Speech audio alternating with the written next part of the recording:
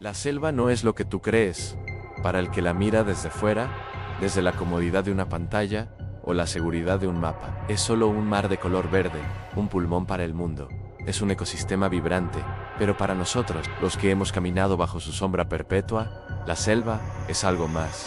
Es una entidad, un organismo consciente que respira, que observa y sobre todo que juzga. Hay una regla no escrita que todo habitante de la Amazonía conoce desde que tiene uso de razón. Nunca entres solo al monte sin pedir permiso. Porque en el momento en que cruzas la línea donde la luz del sol deja de tocar el suelo y el aire se vuelve pesado por el olor a tierra húmeda y descomposición, dejas de ser el cazador, te conviertes en la presa. Y no hablo de los temibles felinos, ni de las anacondas que aguardan en el agua turbia como troncos olvidados. Hablo de algo más antiguo, algo que estaba aquí mucho antes de que el primer hombre se atreviera a clavar un hacha en un árbol. Hablo del dueño del bosque, el que camina con pasos desiguales, el Chuyachaki. Escucha muy bien, el nombre no es una casualidad. En la lengua de los ancestros, Chuya significa desigual y Shaki, pie, el de los pies diferentes. Un nombre simple para una criatura que desafía cualquier lógica humana. Algunos dicen que es un duende, otros que es un demonio, pero los que realmente saben, lo llaman el guardián. Él no es un monstruo que simplemente salta desde las sombras para devorarte. Eso sería demasiado misericordioso. El Chulakaki es un artista del engaño, un maestro de la identidad. Su poder no reside en sus garras, sino en tu propia mente. Él sabe a quién amas, sabe a quién extrañas, sabe a quién escucharías sin dudar si te llamara desde la espesura. Imagínate esto, estás caminando por una trocha que conoces de memoria, el sol empieza a caer, tiñendo las hojas de un rojo que parece sangre seca, de pronto el bosque se queda en silencio, un silencio absoluto, los pájaros dejan de cantar, los insectos detienen su zumbido eterno, el mundo se detiene y entonces lo ves. A unos metros de ti, entre los helechos gigantes, aparece una figura. No es una bestia, es tu hermano, o tu padre, o aquel amigo que no has visto en años. Viste la misma ropa, tiene la misma sonrisa, la misma forma de caminar, te saluda con la mano y te hace una señal para que lo sigas. Ven por aquí, te dice con la voz exacta que tienes grabada en el alma. He encontrado un atajo. Y tú, cansado y con ganas de llegar a casa, cometes el error que sellará tu destino. Tú lo sigues. A medida que caminas tras él, algo empieza a sentirse extraño.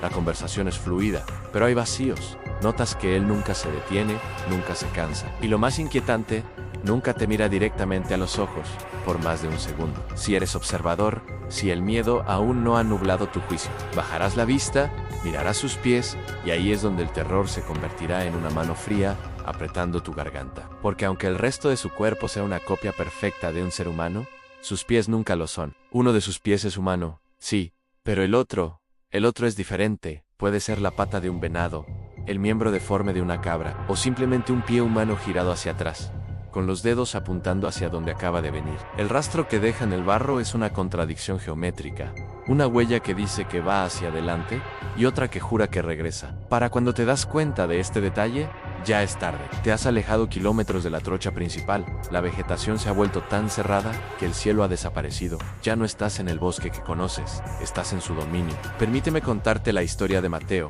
Mateo no era un novato, era un cazador experimentado, un hombre que se jactaba de poder cruzar la selva con los ojos vendados. Se reía de las leyendas. Decía que el Chulekaki era un invento de las madres para que los niños no se alejaran de la aldea. Un martes de octubre, Mateo salió a cazar, llevaba su escopeta, su machete y una confianza que rayaba en la arrogancia. Se internó más de lo habitual, siguiendo el rastro de un sallino que parecía guiarlo a propósito hacia el corazón del monte. Cerca del mediodía, Mateo perdió el rastro, se detuvo para beber agua de una liana y fue entonces cuando lo vio.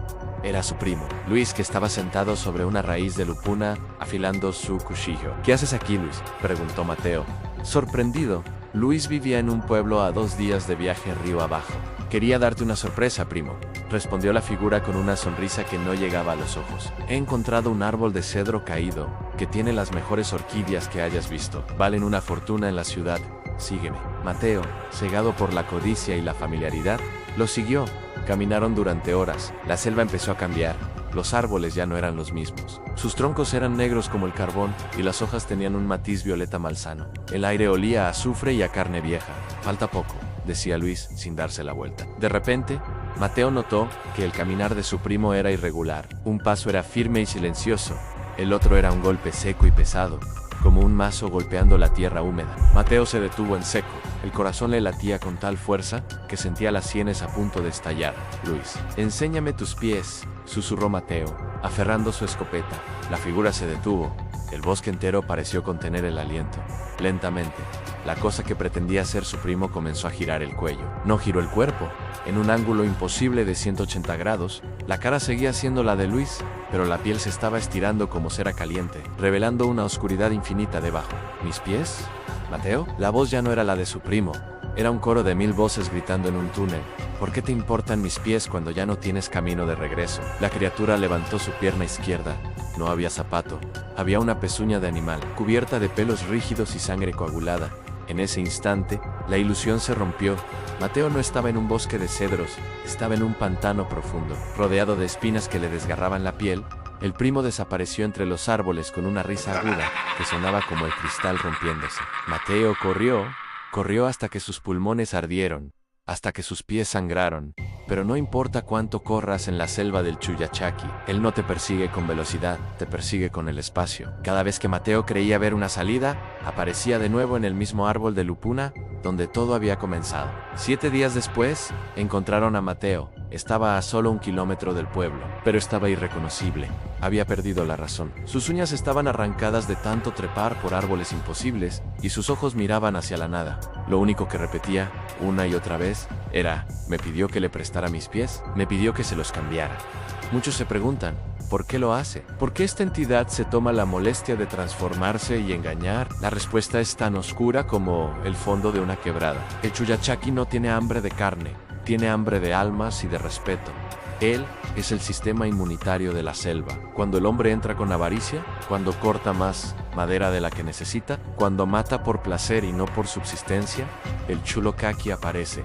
Él es la justicia de la naturaleza, una justicia que no conoce la piedad. Se dice que las víctimas del Chuyachaki nunca mueren realmente, se convierten en parte de su séquito. Si alguna vez caminas por el monte y escuchas un silbido que parece venir de todas partes y de ninguna, o si ves a un niño solo llorando en un claro, no te vayas a acercar, podría ser uno de los perdidos. Aquellos que ahora sirven al dueño de los pies desiguales, condenados a atraer a otros hacia la misma oscuridad. Si alguna vez te encuentras cara a cara con él, hay pocas esperanzas, pero existen. Los ancianos dicen que el Chuyachaki es orgulloso. Si logras descubrir su engaño antes de que te aleje demasiado de la trocha, debes insultarlo. Debes demostrarle que no tienes miedo, aunque tu alma esté temblando. Pero el método más efectivo es el más simple y a la vez el más difícil. Mira sus pies inmediatamente. El Chulekaki no puede ocultar su deformidad por mucho tiempo. Es su marca, su maldición y su identidad. Si ves la pezuña, si ves el pie invertido, rompe el contacto visual y retrocede sin darle la espalda. No hables, no respondas a sus promesas de tesoros o de salidas fáciles. Por sobre todo, nunca, bajo ninguna circunstancia, aceptes un regalo de él. El Chuyachaki suele ofrecer tabaco, frutas exóticas o herramientas de oro. Si tomas algo de sus manos, habrás firmado un contrato que no se rompe ni con la muerte. Desde ese momento la perteneces, tu sombra dejará de ser tuya y empezará a seguir sus pasos. Hoy en día, la gente de la ciudad se ríe de estas historias.